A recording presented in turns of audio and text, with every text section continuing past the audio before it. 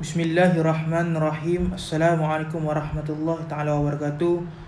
InsyaAllah pada hari ini kumpulan kami akan membentangkan berkaitan sejarah ringkas tokoh ulama mujtahidin, iaitu Imam Abu Hanifah. Yang pertama, nama Imam Abu Hanifah ialah An-Nu'man bin Thabit bin Zuta. Dilahirkan di Khuffah pada tahun 80 Hijrah. Bagaimana Imam Abu Hanifah ni mendapat gelarannya Abu Hanifah adalah kerana An-Nu'man bin Thabit bin Zuta ni dia mempunyai anak yang bernama Hanifah. Jadi orang sekeliling memanggil dia dengan Abu Hanifah, iaitu bapa kepada Hanifah. Sebab yang kedua orang memanggil dia Abu Hanifah adalah kerana sikap cenderungnya yang melakukan kebaikan. Kerana dalam bahasa Arab, Hanifah yang itu cenderung melakukan pada perkara sesuatu yang baik. Jadi kerana itu orang memanggil dia Abu Hanifah. Seterusnya nasab keturunannya. Beliau berketurunan Farsi dan terdapat dua pendapat mengenai nenek moyangnya. Yang pertama, pendapat pertama menyatakan bahawa nenek moyangnya tidak pernah menjadi hamba. Dan pendapat yang kedua menyatakan datuk beliau pernah menjadi hamba kepada Bani Taim bin Talabah dan kemudian dimerdekakan. Oleh kerana kesetiaan datuknya itu kepada Bani Taim sehingga digelarkan Tabit al-Taimi al-Kufi. Seterusnya, pekerjaan Abu Hanifah. Imam Abu Hanifah bekerja sebagai peniaga kerana ahli keluarganya adalah di kalangan pedagang.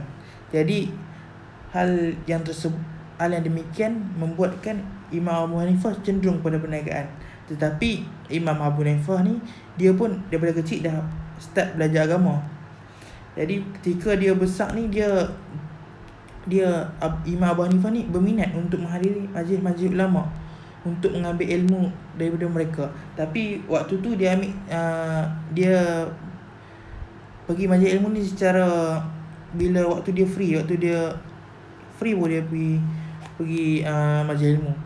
Tapi pada suatu hari dia bertemu dengan ulama besar, iaitu Al-Syaibi. Al-Syaibi ni kata apa kat dia? Al-Syaibi ni kata dia ni kena pergi halaqah belajar ilmu kerana dia mempunyai minda yang cergas dan potensi untuk menjadi ulama yang akan datang. Jadi hal yang demikian membuatkan Abu Hanifah ni termotivasi dan beliau terus menumpukan perhatian kepada ilmu fiqh dan menjadi tokoh mujahid agung dan seterusnya menjadi imam mazhab Ali Ar-Ra'i.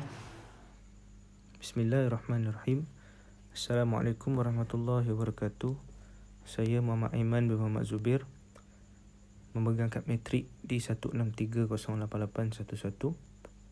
Saya akan menceritakan kepada anda tentang guru-guru Imam Al-Hanafi dan guru yang masyhur yang pernah mengajar Imam Al-Hanafi. Baik, di sini nama guru Imam Al-Hanafi ialah Imam Muhammad bin Abi Sulaiman Al-Kufi. Jadi saya ingin menceritakan serba ringkas tentang biografi Imam Muhammad bin Abi Sulaiman Al-Kufi, iaitu seorang ulama salafus salih yang pernah menjadi guru yang agung yang mengajar Imam Abu Hanifah ataupun Imam Hanafi selama 18 tahun dalam ilmu fiqh dan lain-lain. Baik, nama penuh beliau, Imam Az-Zahabi berkata, nama penuh beliau adalah Allamah Al-Imam Muhammad Abu Ismail Ibnu Muslim Al-Kufi Maula Al-Ash'ariyin. Beliau juga adalah seorang ulama salafus salih dan kunyah beliau, iaitu gelaran beliau, adalah Abu Ismail, manakala gelaran ayahanda beliau ialah Abu Sulaiman. Baik, beliau pernah menjadi guru Imam Al-Hanafi selama 18 tahun dalam ilmu fiqh dan lain-lain. Beliau juga berasal daripada Asbahan di Khurasan. Mengenai tarikh kelahiran beliau, yang tepat tidak disebutkan oleh mana-mana sumber. Dan juga beliau adalah di kalangan syigar tabi'in, iaitu tabi'in peringkat rendah. Sebab apa? Kerana beliau sempat hanya sempat bertemu dengan seorang sahabat saja, iaitu Anas bin Malik. Ini kerana beliau wafat pada tahun 119 ataupun 120 Hijrah, iaitu dalam separuh umur antara 30 hingga 50-an. Okey, baik. Melalui maklumat di atas, ada yang menganggarkan beliau lahir sekitar 1/3 akhir kurun pertama Hijrah. Okey, baik. Imam Ahmad ini, dia hanya menguasai satu ilmu, iaitu ilmu fiqh. Tetapi dia tidak dikurniakan kemampuan untuk menjadi ahli hadis ataupun untuk menjaga hadis. Sebabkan Allah SWT memilih beliau hanya untuk menjaga ilmu fiqh. Sehingga kan ada ulama mengatakan bagi setiap bidang ilmu itu ada ahli khususnya. Sebab ada yang dikurniakan kehebatan dalam ilmu fiqh tetapi tidak dalam ilmu hadis. Dan juga ada yang dikurniakan kemampuan dalam mendalami ilmu akademik tetapi dia tidak ada dalam ilmu agama. Begitulah juga seterusnya. Jadi Allah SWT menjadikan setiap bidang ilmu itu ada ahli-ahli tertentu untuk menguasai bidang tersebut. Imam Az-Zahabi juga adalah antara ulama yang muktabar di dalam perkembangan ilmu fiqh. Tetapi dalam ilmu meriwayatkan hadis pula, beliau agak lemah dan bercelaru di akhir umurnya. Imam Abu Hatim Ar-Razi pernah berkata mengenai beliau, berkata benar tetapi hadisnya tidak dijadikan hujah. Iaitu beliau benar di dalam fiqh tetapi datang tentang hadis ia bercelaru. Bahkan Imam Ahmad sendiri mengaku itu adalah kelemahan beliau. Seperti mana yang diceritakan Hamad bin Abi Salamah, dia berkata, aku bertanya kepada Imam Hamad bin Abi Sulaiman tentang hadis-hadis musnad, dan juga ramai orang bertanyakan pendapat Imam Hamad bin Abi Sulaiman. Dan apabila aku menemuinya, beliau berkata, semoga Allah tidak mendatangkan kamu. Jadi kata-kata Imam Ahmad ini menunjukkan beliau tidak ingin menjawab soalan berkenaan hadis kerana dia sedar akan kelemahannya beliau, sehingga kan beliau berdoa agar orang ramai tidak menanyakan beliau tentang hadis. Jadi Imam Ahmad Abu Ismail ni dia menguasai ilmu fiqh. Dia tidak menguasai ilmu hadis. Okay, baik, seterusnya antara Imam Abu Hanifah sempat juga belajar dengan beberapa orang sahabat Nabi Muhammad sallallahu alaihi wasallam, iaitu yang pertama Sayyidina Anas bin Malik radhiyallahu anhu, yang kedua Sayyidina Abdullah bin Abi Aufa radhiyallahu anhu, Abdullah bin Anas radhiyallahu anhu, Abdullah bin Al-Haris radhiyallahu anhu, dan juga Sahal bin Abi Sa'ad radhiyallahu anhu. Baik, dengan rasa penuh kecintaan beliau terhadap ilmu, Imam Hanafi juga telah menuntut ilmu dengan lebih, ada yang berkata lebih 200 orang ulama, termasuk ulama pada zaman sahabat dan tabi'in. Jadi Imam Hanafi ni dia sebenarnya banyak ilmu yang dia belajar tu banyak, tapi antara ilmu yang dipelajari beliau adalah ilmu tauhid, Al-Quran dan ilmu hadis, dan juga beliau ni mahir dalam bidang sastra. Ujian yang dihadapi oleh Imam Abu Hanifah. Yang pertama, beliau dihukum sebat 110 kali pada setiap hari kerana menolak tawaran gubernur. Iaitu Yazid bin Umar bin Hubairah untuk memegang jawatan sebagai hakim atau qadi di Kufah. Tetapi Imam Abu Hanifah ni tak mau untuk jadi hakim. Jadi setiap hari Imam Abu Hanifah ni kena sebat 10 kali. Lepas tu bila dah lama tu, Yazid ni pun tengok Imam Abu Hanifah ni tak tetap dengan dia punya kata-kata dia. Jadi Yazid ni pun lepaskan Imam Abu Hanifah ni. Seterusnya, beliau pernah ditahan oleh Ja'far bin Al-Mansur kerana menolak pelantikannya sebagai hakim pada zaman pemerintahannya. Yang ni Ja'far bin Al-Mansur ni pun waktu dia menjadi pemerintah, dia dia bagi tahu kat menteri dia kata dia nak cari seorang hakim yang berpengetahuan tentang Al-Quran, Sunnah. Lepas tu ciri dia mestilah berani, tak takut dengan siapa-siapa. Jadi menteri ni cakap ada seorang dia kata Imam Abu Hanifah. Jadi Abu Ja'far ni pun hantarlah utusan untuk pergi berjumpa dengan Imam Abu Hanifah dan bagi tahu tawaran yang Abu Ja'far Al-Mansur ni bagi. Tapi dia kata tak apa, nanti dia pergi istana. Lepas tu dia dah lama Imam Abu Hanifah pergi istana. Lepas tu dia dah lepas dia dah istikharah apa semua. Lepas tu dia jumpa dan dia cakap dekat Abu Ja'far Al-Mansur ni bahawa dia kata dia tolak, dia tak mau. Sebab dia kata dia tak boleh, dia kata ada orang lain lebih ni. Lepas tu Abu Ja'far ni marah, dia kata jangan jadi penipu. Lepas tu dia kata dia kata orang menipu ni memang tak boleh jadi hakim. Jadi kat situ dia memang dah tolak. Jadi bila dia tolak, Abu Ja'far ni pun marah. Dan Abu Ja'far ni tahan dia, kena dia jadi tahanan. Lepas tu dia dilepaskan. Bila dilepaskan, ada orang macam bagi nasihat untuk bagi pampasan dekat Imam Abu Hanifah. Lepas tu bila dia dah bagi duit pampasan, Imam Abu Hanifah ni tolak. Lepas tu Imam Abu Hanifah ni kena jadi tahanan dia, tapi dia kena tahan kat rumah dia saja. Dia tak boleh jumpa dengan masyarakat. Seterusnya, beliau juga menerima pelbagai ujian pada zaman Abbasiyah dan juga Umayyah sehingga beliau meninggal dunia di dalam tahanan. Bismillahirrahmanirrahim. Assalamualaikum warahmatullahi wabarakatuh. Nama saya Muhammad Alif Akhir bin Rizal, matrik di 1831099. Murid-murid Imam Abu Hanifah. Murid-murid Imam Abu Hanifah ada ramai lah kat dunia ni. Ini antara 5 yang termasyhur. Yang pertama Zufar bin Huzai, yang kedua Qadi Abu Yusuf, yang ketiga Muhammad bin Al-Hasan Al-Shaybani, yang keempat Sufyan At-Tari, yang kelima Abdullah bin Al-Mubarak. Yang pertama Zufar bin Huzai, beliau ialah Zufar bin Al-Huzai bin Qis Al-Kufi, dilahirkan pada tahun 110 Hijrah dan wafat pada tahun 158 Hijrah. Bapa beliau dahulu merupakan penguasa di Basrah. Beliau mempelajari ilmu hadis utamanya dan beliau merupakan di antara perawi hadis. Kemudian belajar ilmu fiqh dengan Imam Abu Hanifah dan beliau banyak menggunakan ar-ra'i seperti imam beliau ini.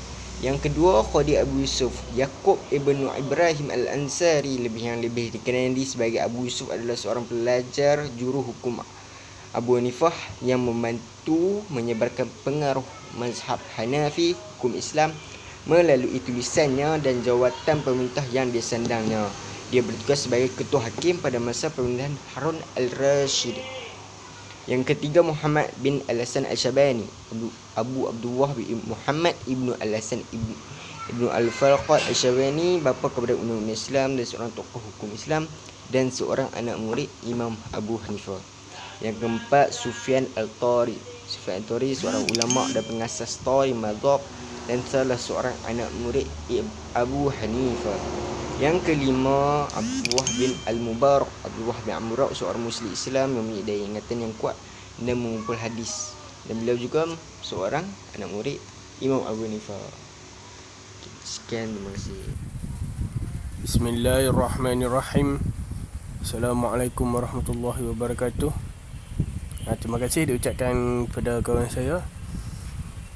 Nama saya Muhammad Adam Afiq bin Muhammad Anwar. Nombor matrik di 183-10794. Seterusnya saya akan membentangkan iaitu dasar-dasar mazhab Imam Abu Hanifah.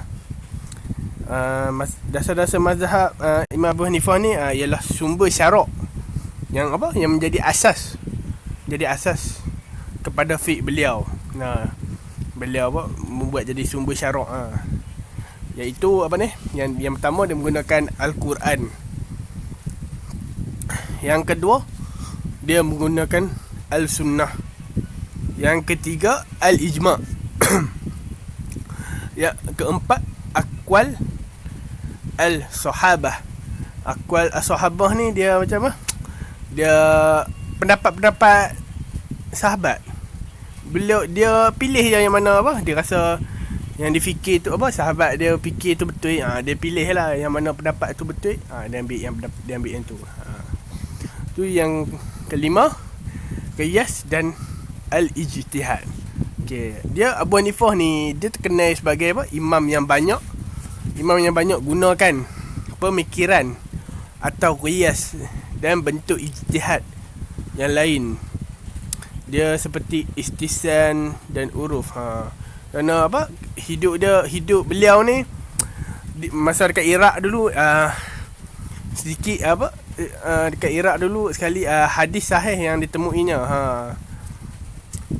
Tu yang dia gunakan apa? Dia gunakan pemikiran atau qiyas dan bentuk ijtihad.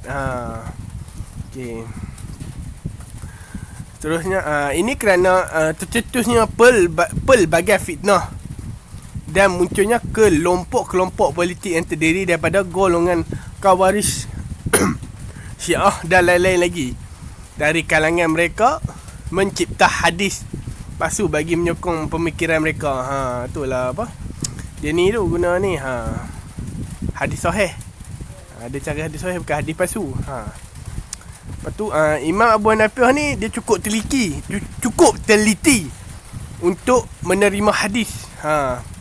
Macam apa? Apabila jelas hadis itu iaitu hadis tu hadis sahih, beliau tidak akan ambil sumber yang lain lagi sebagai sumber hukum. Kalau macam hadis tu hadis sahih, bila tengok hadis sahih, beliau dia tak akan ambil sumber yang lain dah.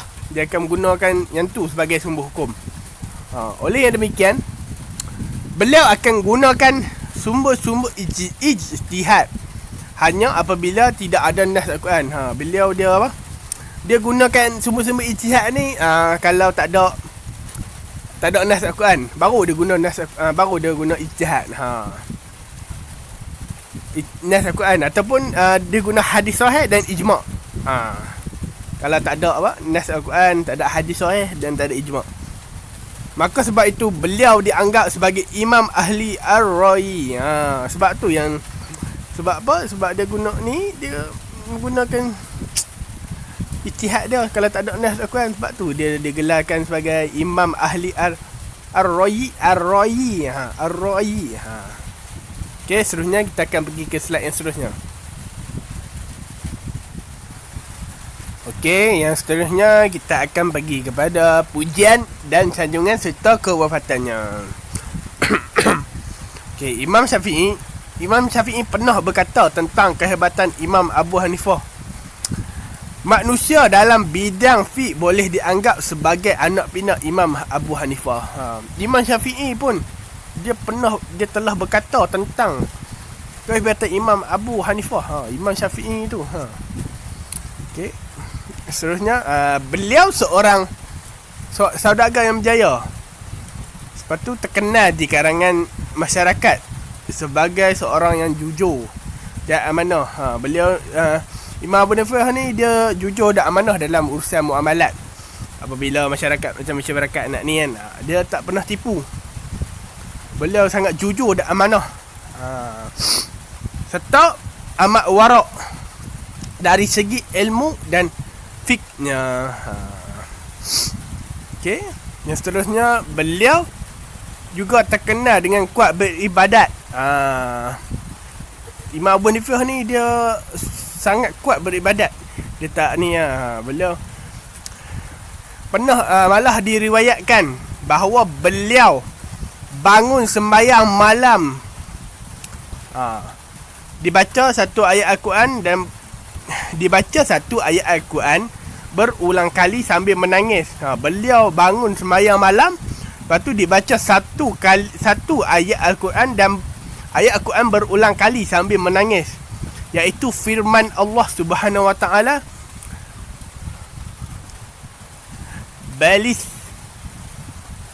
A'udzubillahi minasyaitonirrajim. Bismillahirrahmanirrahim.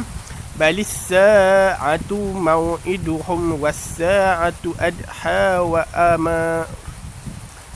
Bermaksud bukan kekalahan itu sahaja, bahkan hari kiamat ialah hari yang dijanjikan kepada mereka untuk menerima balasan yang sepenuhnya, dan azab siksa hari kiamat ia amat dahsyat dan amat pahit. Surah Al-Qamar ayat 46. Beliau duk ulang ayat Al-Quran ni berulang kali sambil menangis. Inilah ayat surah Al-Qamar ayat 46. Beliau selalu ulang banyak kali sambil menangis bila baca. Terdapat satu riwayat menceritakan beliau sembahyang subuh dengan wuduk sembahyang isya selama 40 tahun. Beliau sembahyang subuh dengan wuduk sembahyang isya. Macam kan kita sembahyang isya, lepas tu beliau nak tunggu subuh esok tu, beliau ada guna wuduk sembahyang isyak tu lagi. Masih ada lagi. Dia macam tak batalkan wuduk sembahyang isyak tu. Selama 40 tahun. Cuba kita boleh buat tak? Kalau boleh ikut, kita contohlah Imam Abu Hanifah ni. Pernah juga diriwayatkan bahawa beliau sering khatam Quran setiap malam pada waktu sahur. Dia sering khatam Al-Quran setiap malam pada waktu sahur. Ya Allah. Amat Imam Abu Hanifah ni sangat apa lagi? Sangat ayom tak tahu cakap mana. Imam Abu Hanifah apabila membelanjakan suatu nafkah kepada keluarganya, beliau akan bersedekah sekadar itu juga kepada orang lain. Macam dia belanja sesuatu nafkah kepada keluarganya, lepas tu beliau akan sedekah sekadar kepada orang lain juga. Dia akan bagi sedikit sedekah kepada orang lain, macam kepada masyarakat, orang yang perlukan, orang susah. Beliau juga tergolong dalam golongan orang kaya. Imam Dafiah ni dia merupakan seorang yang kaya. Beliau pernah dipukul beberapa kali kerana menolak pelantikan jawatan hakim dan dipenjarakan oleh Abu Ja'far Mansur. Beliau pernah biasa dipukul banyak kali kerana tolak pelantikan jawatan hakim dan dia telah dipenjarakan oleh Abu Ja'far Al-Mansur. Akhir sekali beliau meninggal pada tahun 150 Hijrah. Dalam penjara, beliau meninggal dalam penjara di Baghdad pada tahun 150 Hijrah. Beliau meninggal. Okey. Sekian daripada saya. Sebenarnya saya akan serahkan kepada saya. Sekian, terima kasih. Assalamualaikum warahmatullahi wabarakatuh. Nama saya Muhammad Amir Ashraf bin Osman. Nombor matrik saya di 18310888. Saya akan menerangkan tentang pengaruh fiqh Abu Hanifah. Okey, aliran mazhab Hanafi tersebar di negara-negara Islam, terutamanya di negara Iraq, Mesir, Syria, Lebanon dan Bosnia. Maksudnya aliran mazhab Hanafi ni tersebar di negara-negara Arab. Okey. Mazhab rasmi Kerajaan Uthmaniyah, ulum al-hadis pada peringkat awal tidak muncul secara tersusun, tetapi ia muncul secara berperingkat-peringkat sehinggalah mencapai tahap matang di peringkat mutakhir. Ia ditandai dengan munculnya sebuah karya yang telah membawa ilmu ini meningkat ke tahap yang lebih sempurna pada kurun ke-7 Hijrah. Maksudnya ilmu ataupun ulum al-hadis ni tidak terus muncul secara tersusun. Pada peringkat awal tidak terus muncul secara tersusun. Maksudnya dia muncul secara bertaburan. Tetapi ia muncul secara berperingkat-peringkat. Berperingkat-peringkat, satu demi satu dia muncul, sehinggalah mencapai tahap matang di peringkat mutakhir. Dan mencapai tahap mutakhir ni mencapai tahap yang paling tinggi lah. Ia ditandai dengan munculnya sebuah karya yang telah membawa ilmu. Maksudnya ilmu ni muncul dengan sebuah karya dan membawakan ilmu ini meningkat ke tahap yang lebih sempurna dan lebih tinggi lah. Okay. Mazhab fiqh dan karya ulum al-hadis berdasarkan penelitian terhadap sejarah pembukuan dan penyusunan karya ulum al-hadis menunjukkan tiada satu karya pun yang pengarangnya meletakkan pada judulnya bahawa ia disusun menurut mazhab fiqh tertentu. Namun begitu, idea penyusunan karya ulum al-hadis menurut mazhab fiqh tertentu menurut penelitian pengaji. Maksudnya berdasarkan penelitian sejarah pembukuan dan penyusunan karya ini, ilmu ataupun ulum hadis ni pengarangnya tiada satu pun karya yang meletakkan pada judulnya. Pengarangnya tidak meletakkan satu tajuk ataupun judul. Dan ia disusun menurut fiqh tertentu. Maksudnya ia disusun menurut fiqh tertentulah. Mazhab fiqh tertentu. Okey. Seterusnya saya akan menerangkan tentang penyebaran mazhab Imam Abu Hanifah. Okey, mazhab Hanafi tersebar sangat luas di dunia Islam. Penganutnya banyak terdapat di Asia Selatan seperti Pakistan, India, Bangladesh, Sri Lanka dan Maladewa. Mazhab ini juga tersebar di Mesir, terutamanya di bahagian utara, separuh Iraq, Syria, Lebanon dan Palestina. Mereka ini memegang campuran ataupun memegang mazhab campuran, maksudnya Syafi'i dan Hanafi. Mazhab ini juga sampai ke Kaukasia, iaitu Chechnya dan Dagestan. Maksudnya memang mazhab Hanafi ni memang tersebar sangat luas lah di merata-merata dunia. Okey, salah satu faktor tersebarnya mazhab ini adalah kerana para Khalifah Uthmaniyah di Istanbul sebagai pusat kepimpinan tertinggi umat Islam sedunia bermazhab Hanafi. Maksudnya salah satu faktornya mazhab ini adalah daripada para Khalifah Uthmaniyah di Istanbul. Maksudnya yang kita tahu Istanbul sekarang ni di Turki. Okey, maksudnya di Turki adalah memegang mazhab Hanafi lah. Para Khalifah Uthmaniyah ni sebagai pusat kepimpinan tertinggi umat Islam sedunia bermazhab Hanafi. Maksudnya di Istanbul sebagai pusat kepimpinan Islam sedunia yang bermazhab Hanafi. Okey. Bukan hanya itu, bahkan mazhab ini mengalami proses kanonisasi sehingga format undang-undang khilafah itu didasarkan pada mazhab Hanafi. Maksudnya mazhab ini mengalami proses kanonisasi, maksudnya proses yang agak rumit lah, sehingga kan format undang-undang khilafah itu berdasarkan pada mazhab Hanafi. Maksudnya mereka nak buat sesuatu hukum tu berdasarkan pada mazhab Hanafi. Ia kena rujuk dulu pada mazhab Hanafi. Okey. Kanun itu kemudian diterapkan di seluruh negeri Islam sehingga meski grassroots masyarakat suatu negeri bermazhab lain seperti Syafi'i misalnya, namun dalam hukum tata negara mazhab negara itu adalah Hanafi. Setidaknya banyak mengadaptasi mazhab Hanafi. Okey, maksudnya seluruh negeri Islam memang bermazhab Hanafi, tetapi ada yang sesetengah masyarakat ataupun suatu negeri yang bermazhab lain, macam seperti Syafi'i misalnya kan. Tetapi dalam hukum tata negara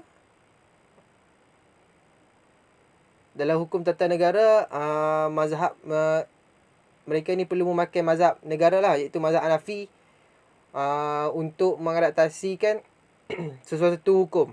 Maksudnya mereka ni berpegang kepada mazhab lain, tetapi apa-apa hukum mereka kena gunakan mazhab Hanafi.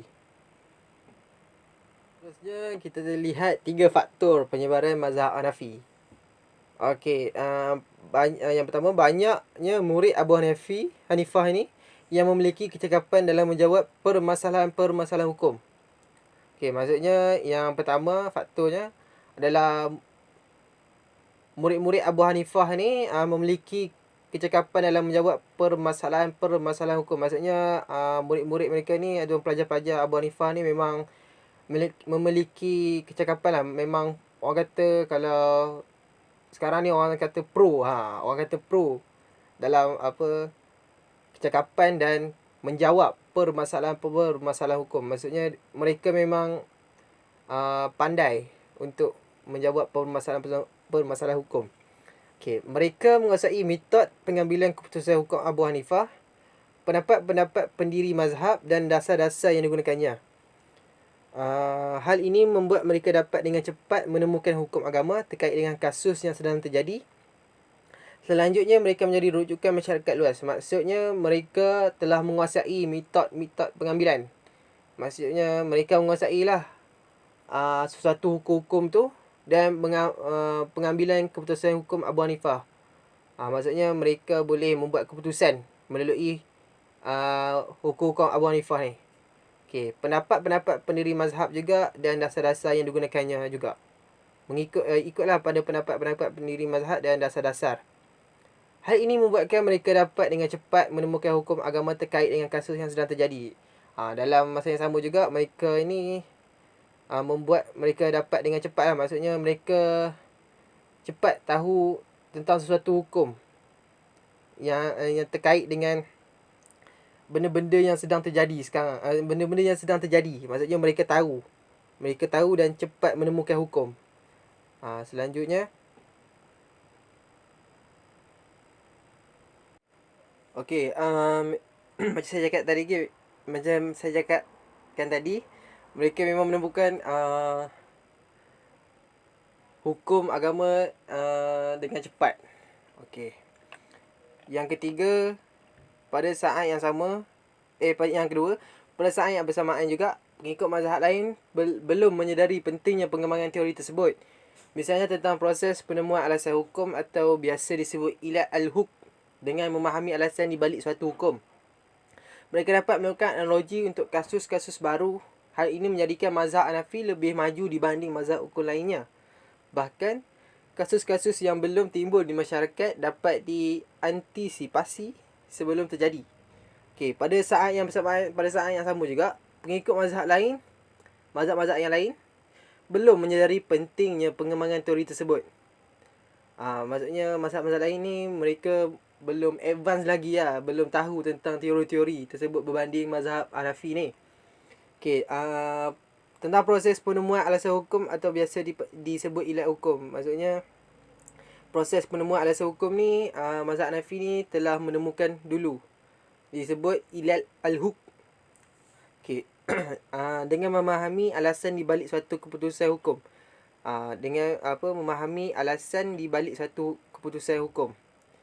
Mereka mengetahuilah ataupun memahami alasan di suatu keputusan hukum itu. Mereka juga dapat melakukan analogi untuk kasus-kasus baru. Maksudnya mereka ni dapat melakukan analogi macam kasus-kasus ni macam benda-benda yang baru lah.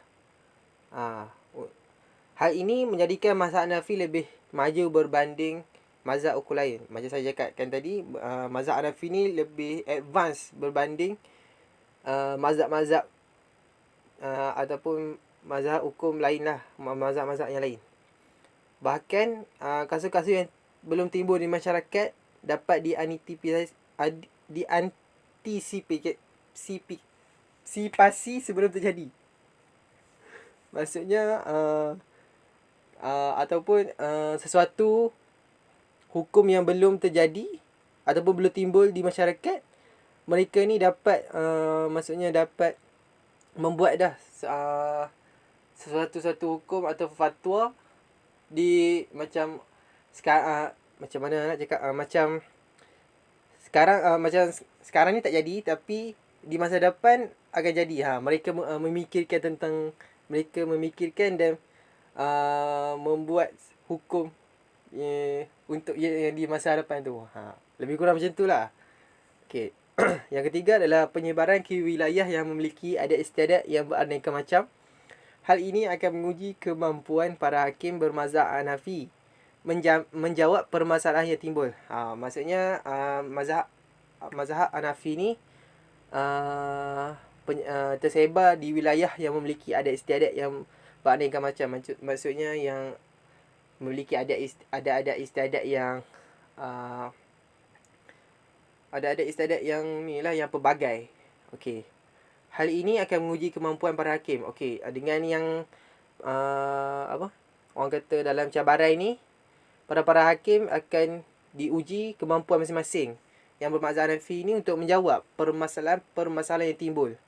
Maksudnya diorang akan bertanyakan kepada para hakim tentang apa kebaikan atau kita